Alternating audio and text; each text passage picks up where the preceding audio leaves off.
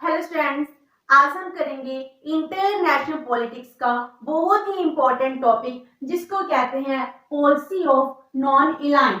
इसको हम non alignment movement भी कहते हैं। इसको हम कहते हैं कि इसकी स्टार्टिंग हमारे प्राइम मिनिस्टर की ही देन है। तो इसका मीनिंग क्या है और ये कैसे डिवेल्प होती है और एवोल्यूशन। तो नॉन अलाइंड मूवमेंट, तो हम इसको नॉन अलाइन मीन्स किसी के साथ मिक्स नहीं होना, किसी की पॉलिसी को अडॉप्ट ना करना। तो ये कौन सी पॉलिसी होती है जिसको हम नॉन अलाइन मूवमेंट कहते हैं। तो पहले करते हैं नॉन अलाइन मूवमेंट, इसका मीनिंग क्या है, जिसको शॉर्ट में नैम भी कहते हैं। Most of the time exams में क्वेश्चन आते हैं तो वहां पर नैम को ही डिफाइन किया जाता है। What is the meaning of NAM. तो नैम क्या है, हम पहले बैकग्राउंड करते हैं। इस टाइम सिचुएशन क्या थी, हमने नॉन अलाइंड पॉलिसी क्यों अडॉप्ट की। जब हम इंडिपेंडेंट हुए तो सेकंड वर्ल्ड वॉर खत्म हो चुकी थी। सेकंड वर्ल्ड वॉर 45 में कंप्लीट होती है और उसके बाद कौन सा टाइम पीरियड स्टार्ट होता है, उसके बाद आता है कोल्ड वॉर का पीरियड, जिसमें एक तरफ था रशियन ब्लॉक एंड सेकंड तरफ था यूएसए ब्लॉक। जी कहते थे आइडियोलॉजी की लड़ाई है। वो रशिया क्या कर रहा था, वो चाहता था सोशलिज्म इंक्रीज हो, लेकिन यूएसए कैपिटलिज्म को इंक्रीज करना चाहता था। तो बहुत ज्यादा हाईली टेंस्ड इन्वायरमेंट था। इस इन्वायरमेंट में क्या था कि हर एक कंट्री अलाइन कर रही थी, मींस किसी ने किसी कंट्रीज के साथ एग्रीमेंट कर रही थी, समझौता कर रही थी कि वो उस ब्लॉक का मेंबर बनेगी। जब हम इंडिपेंडेंट हुए तो हम क्या थे, बहुत ही अंडर डेवलप थे। हमारे पास बहुत ज्यादा लेवल ऑफ पॉवर्टी थी, अनएम्प्लॉयमेंट थी, नेचुरल रिसोर्सेज है वो डेवलप नहीं थे। तो उस टाइम कंट्रीज में डिवीजन थे और हम अपने आप को भी डिवाइड कर देते। क्या हम किसी एक ब्लॉक का मेंबर बन जाते। इसका मीनिंग क्या था, अगर हम एक ब्लॉक का मेंबर बनते हैं तो डायरेक्ट में हम दूसरे ब्लॉक के दुश्मन बन गए। तो हम ऐसा नहीं करना चाहते थे। हम चाहते थे कि हम सबके साथ मिलकर रहें ताकि हम अपने इंटरनल प्रॉब्लम्स हैं इनको सॉर्ट आउट कर सके।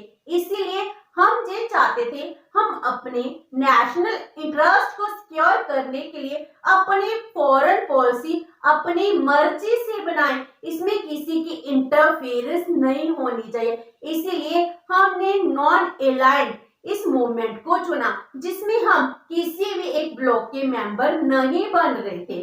तो नॉन अलाइनमेंट क्या होगी, ये कब डेवलप होता है, इन पोस्ट वॉर पीरियड, जो कोल्ड वॉर का पीरियड स्टार्ट होता है जो 1945 से 1990 तक रहता है। इसमें टू मेजर पावर ब्लॉक्स थी। इसको पावर ब्लॉक मिलिट्री अलायंस भी कहते हैं, जिसमें एक साइड था USA block and second side था ईस्ट वाइल यूएसएसआर। ये क्या थे, मिलिट्री अलायंस थे जिसमें आर्मामेंट रेस थी। हम तो इतने अंडर डेवलप थे, हम आर्मामेंट के बारे सोच भी नहीं सकते। और ये क्या कर रहे थे, वेपन को इंक्रीज कर रहे थे, लड़ने की और ज्यादा कोशिश कर रहे थे। हो सकता था थर्ड वर्ल्ड वॉर हो जाए। तो हम ये चाहते थे हमने अपनी इकोनॉमी को बचाना है, अपनी सॉवरेंटी जो हमें अभी अभी मिली है इसको प्रिजर्व करना है। तो इस टाइम हम न्यूक्लियर प्रोलिफरेशन इस तरफ मूव नहीं कर सकते थे, हम इन अलायंसेस में नहीं इन्वॉल्व हुए। तो हमारी क्या पॉलिसी थी, उस पॉलिसी को ही हम नॉन अलाइंड मूवमेंट कहते हैं।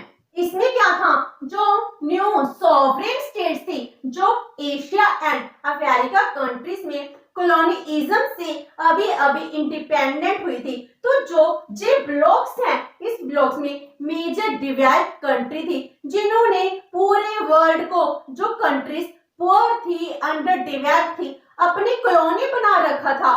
तो हम इन दोनों पावर ब्लॉक्स के अंडर ना आकर हमने क्या डिसाइड किया कि हम इनसे दूर रहेंगे। We decide to remain away from the military alliance and political alliance. ना ही हम चाहते हैं कोई मिलिट्री अलायंस हो, ना ही कोई पॉलिटिकल अलायंस हो। मिलिट्री अलायंस जैसे नाटो का हो गया, सीटो का हो गया, वॉरसा हो गया, उसी तरह पॉलिटिकल अलायंस कम्युनिस्ट पार्टी में आना है चाहे कैपिटल कैपिटलिज्म में आना है तो ये बहुत बड़ी प्रॉब्लम क्रिएट हो गई थी, तो हम इनसे दूर रह रहे थे। तो नैम क्या डिस्क्राइब करता है? It describe the foreign policy which is free from alliance with either from communist और the anti communist bloc. Communist bloc क्या हो गया? ईस्ट वाइल यूएसएसआर का, एंटी कम्युनिस्ट क्या हो गया? USA bloc. तो हमने क्या डिस्क्राइब किया कि हम किसी के साथ अलायंस नहीं करेंगे, हमारी पॉलिसी इंडिपेंडेंट होगी, हमारे पास जो सिचुएशन है हम इसको अपनी जजमेंट के अकॉर्डिंग देखेंगे, उसके बाद ही डिसाइड करेंगे हमको कौन सा डिसीजन लेना है। हमारी पॉलिसी, हमारे फॉरेन पॉलिसी पर किसी का रूल, किसी की मोनोपोली नहीं हो सकती। हम किसी भी फॉरेन कंट्री के साथ अलायंस कर उनके अकॉर्डिंग अपनी पॉलिसी नहीं बनाएंगे। हम अपने देश के नेशनल इंटरेस्ट को सिक्योर करने के लिए अपनी फॉरेन पॉलिसी बनाएंगे। हम ये चाहते थे। तो यही चीज क्या डिफाइन करती है कि किसी भी कंट्री के साथ अलाइन नहीं करना, इसको कहते हैं नॉन अलाइंड मूवमेंट, जिसमें किसी के साथ हमारी कोई भी इन्वॉल्वमेंट नहीं थी। तो उस टाइम जो न्यूली सॉवरेन कंट्रीज थी, इनको जरूरत भी थी नीड ऑफ नैम, क्योंकि जो थर्ड वर्ल्ड कंट्रीज कहते हैं, जो एशिया एंड अफ्रीका, इनकी कंट्रीज अभी अभी इंडिपेंडेंट हुई थी। तो इन थर्ड वर्ल्ड कंट्रीज की बहुत सारी प्रॉब्लम्स थी। इकोनॉमिक बैकवर्डनेस था, मास लेवल ऑफ पॉवर्टी थी, टेक्निकली डिपेंडेंस थी, हमारे पास कोई भी टेक्नोलॉजी नहीं थी, नेचुरल रिसोर्सेज थे, हमको नहीं पता हम कैसे एक्सप्लॉइट करेंगे, हमारे पास बहुत सारी ह्यूमन पावर थी, लेकिन इसको यूटिलाइज कैसे करेंगे इसकी भी नॉलेज नहीं थी। तो हमारे पास तो इंटरनल प्रॉब्लम्स इतनी थी, तो हम कहाँ वॉर पर फंसना था, हम कैसे वॉर के साथ अलायंस करना था, जिससे हमारी जो प्रॉब्लम्स हैं ये प्रॉब्लम्स और भी इंक्रीज हो जाती। हम इंटरनली तो डिस्टर्ब थे और एक्सटर्नल बाहरले वर्ल्ड से भी डिस्टर्ब हो जाते। इसीलिए हमको इंटरनेशनल लेवल पर पीस एंड सिक्योरिटी को इंक्रीज करना था, फ्रेंडशिप को इंक्रीज करना था, कोऑपरेशन को इंक्रीज करना था, ताकि हम अपने नेशनल इंटरेस्ट है इनको सिक्योर कर पाए। तो हमें जरूरत थी यूनिवर्सल ब्रदरहुड की, ह्यूमन काइंड की हैप्पीनेस की। तो इन सब चीजों के लिए हमको किस चीज की जरूरत थी? नैम की। किसी भी एक कंट्री के साथ, ब्लॉक के साथ हमको अलायंस नहीं करना है। तो स्टार्टिंग में इसके बहुत ज्यादा कम मेंबर थे, लेकिन आज के टाइम में जब कोल्ड वॉर का टाइम पीरियड है ये भी खत्म हो चुका है, जब ईस्ट वाइल यूएसएसआर है ये डिसइंटीग्रेट हो गया, कोल्ड वॉर का पीरियड भी खत्म हो गया, उसके बाद भी नैम की इंपॉर्टेंस आज भी बनी हुई है। इन 2022 में इसके 120 मेंबर स्टेट्स हैं जो 2/3 वर्ल्ड कम्युनिटी को रिप्रेजेंट करते हैं। इसके 18 ऑब्जर्वर स्टेट्स हैं, 10 इंटरनेशनल ऑर्गेनाइजेशंस हैं जो इनके मेंबर्स हैं। तो आज भी नैम की इंपॉर्टेंस बहुत ज्यादा है। तो ये थी नैम की इंपॉर्टेंस, जिस वजह से हमने नॉन अलाइनमेंट मूवमेंट को ही प्रमोट किया था। तो इसकी डेफिनेशन हम इसको कैसे डिफाइन करेंगे? जो पंडित नेहरू जी हैं, वो पंडित नेहरू हमारे देश के फर्स्ट प्राइम मिनिस्टर, जिसको मेन आर्किटेक्चर भी कहा जाता है कि नैम के आर्किटेक्चर थे, वो कैसे डिफाइन करते हैं इसको? He said non alignment means attempt by a nation to keep itself aloof from military blocks, जितने भी मिलिट्री ब्लॉक्स है इससे अपने आप को अलग रखना। It means trying to view the things as far as possible, हम इन सब टेंशन से दूर रहेंगे। Not from military point of view, though that has to come in sometimes, but we must have independent viewpoint and must have friendly relation with all countries. Means जी क्या कहते हैं, जी सब कुछ डिफाइन कर देते हैं। जी कहते हैं इसका मीनिंग ये नहीं है कि हमको अकेले मिलिट्री अलायंस से दूर रहना है, बल्कि जी कहते हैं हमको हर एक पॉइंट ऑफ व्यू जो हमारे लिए ऑब्स्टेकल्स बनेंगे इन सबसे दूर रहना है। हम अपना इंडिपेंडेंट व्यू पॉइंट रखना चाहते हैं। इंटरनेशनल कम्युनिटी में जो कुछ भी हो रहा है हम किसी एक की फेवर, किसी एक से इन्फ्लुएंस होकर अपना व्यू पॉइंट नहीं बना सकते। हमारा व्यू पॉइंट, हमारी पॉलिसी क्या होगी? इंडिपेंडेंट फॉरेन पॉलिसी होगी, independent view point and must have friendly relation. चाहे यूएसए ब्लॉक हो, चाहे यूएसआर ब्लॉक हो, हम इन सब के साथ ही फ्रेंडली रिलेशंस बनाना चाहते हैं। तो हम ये चाहते थे हमारे सभी कंट्री के साथ फ्रेंडली रिलेशन हो।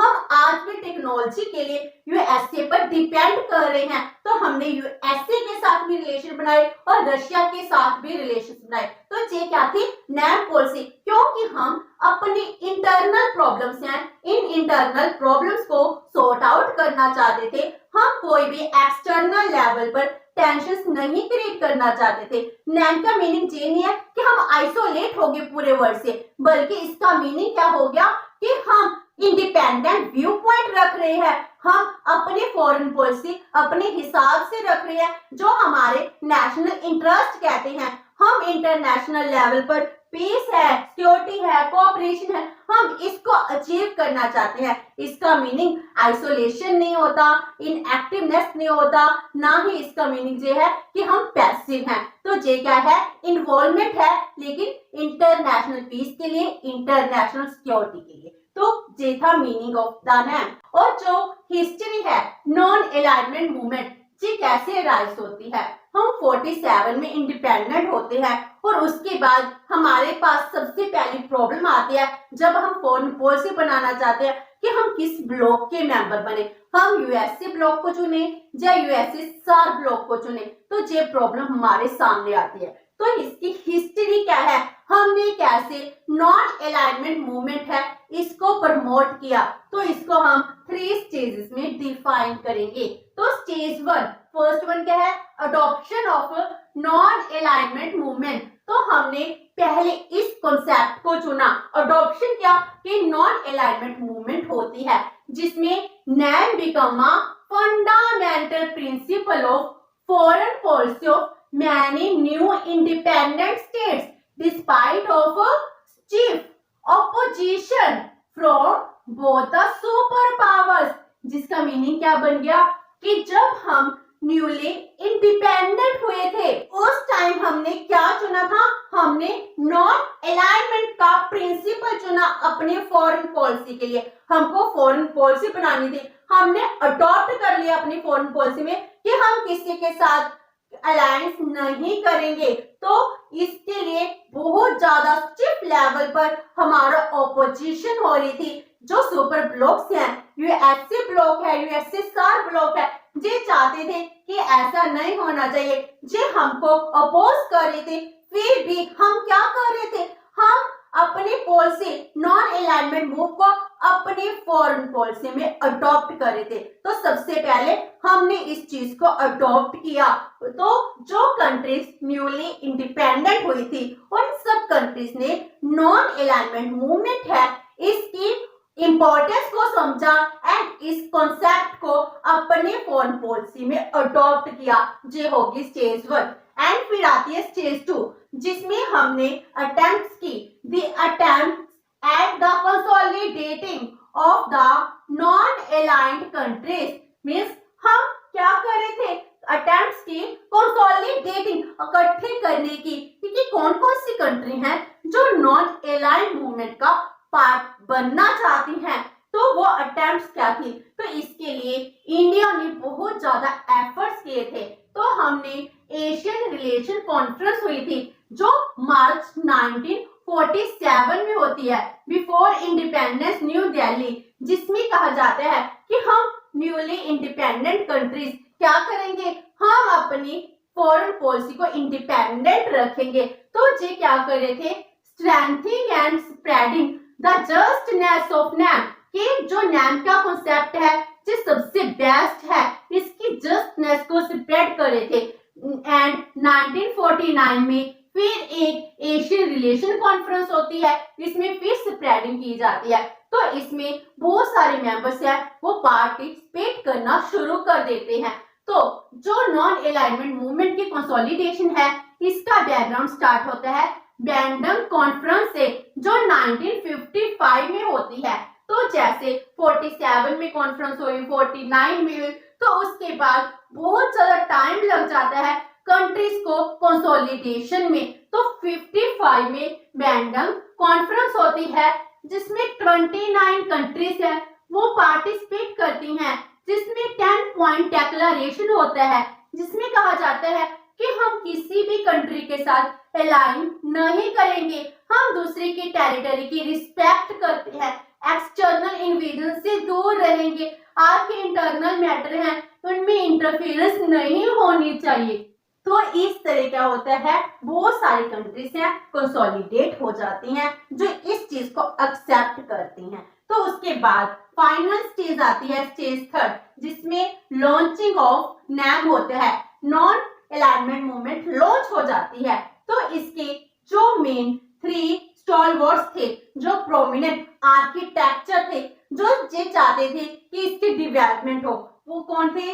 नेहरू, टीटू एंड नजीर, जो इंडिया की जुगोस्लाविया के, इजिप्ट के मिनिस्ट्रल ऑफिसर थे, मींस ये प्राइम मिनिस्टर थे इनके, जो ये चाहते थे कि हाँ नैम को लॉन्च करना चाहिए। इसके अलावा जो घाना के प्राइम मिनिस्टर है वो भी अपनी पार्टिसिपेशन देते हैं, इंडोनेशिया के प्राइम मिनिस्टर वो भी पार्टिसिपेशन देते हैं। इस तरह जे लीडर सबसे प्राइम थे जो चाहते थे नैम लॉन्च हो। इस तरह 1961 में जो नैम है इसकी लॉन्चिंग हो जाती है। 55 में बैंडन कॉन्फ्रेंस होती है और उसके बाद भी 6 ईयर लग जाते हैं जब नैम को लॉन्च किया जाता है। NAM is launch for peace, freedom, cooperation and prosperity in its first summit, जो क्या कहलाती है? The Belgrade summit. इसमें इसको लॉन्च कर दिया जाता है 61 में बेलग्रेड समिट में। एंड इसमें क्या किया जाता है? जो पंचशील के प्रिंसिपल्स हैं इनको अडॉप्ट कर लिया गया। तो adopted the principle of Panchsheel. Panchsheel में कहते हैं कि हम आपके इंटरनल मैटर्स हैं इनमें कोई इंटरफेयर नहीं करेंगे, आपकी टेरिटरी की इंटीग्रिटी की रिस्पेक्ट करते हैं, म्यूचुअल नॉन अग्रेशन होगा, हम इक्वालिटी के साथ रहेंगे, हम ये चाहते हैं कि म्यूचुअली कोएग्जिस्टेंस बनी रहे। तो ये सब प्रिंसिपल थे, हमने इसको अडॉप्ट किया था।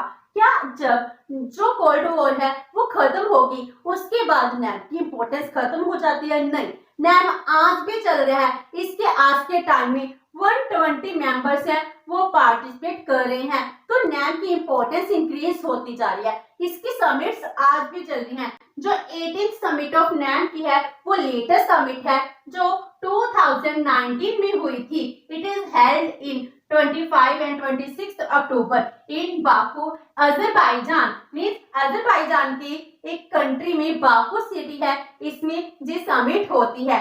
जो ये मीट होती है ये मिनिस्टर मीट होती है जिसमें देश के जो प्रेसिडेंट है, प्राइम मिनिस्टर है वो आते हैं। जो 19 की मीट थी इसमें हमारे देश के वाइस प्रेसिडेंट भी गए थे। इस तरह जो ये समिट है हर 3 इयर्स के बाद हो रही है। तो अब क्या होगी? 2022 में होगी। इस साल भी जी 19 समिट होगी। तो जो 18 समिट थी इसका मोटो क्या था? Upholding Bandung principles to ensure a concerted and adequate response to the challenges of the contemporary world. जो आज के टाइम में कंटेम्परेरी वर्ल्ड में हमको जो बैंडंग के प्रिंसिपल से इनको अडॉप्ट करना चाहिए, इसको हमको इस तरह इंक्रीज करना चाहिए ताकि म्यूचुअल कोऑपरेशन है वो इंक्रीज हो सके। तो ये हमारे प्रिंसिपल थे जो हमने नैम के थ्रू अडॉप्ट किए थे। तो आज हमने सेशन में इसका मीनिंग एंड हिस्ट्री की, नेक्स्ट सेशन में हम करेंगे characteristics of NAM. Hope so कि आपको ये सेशन अच्छा लगा होगा। अगर आपकी कोई क्वेरी है तो post it in the comment box and video channel. तो please like and share with your friends. Thank you so much and have a nice day.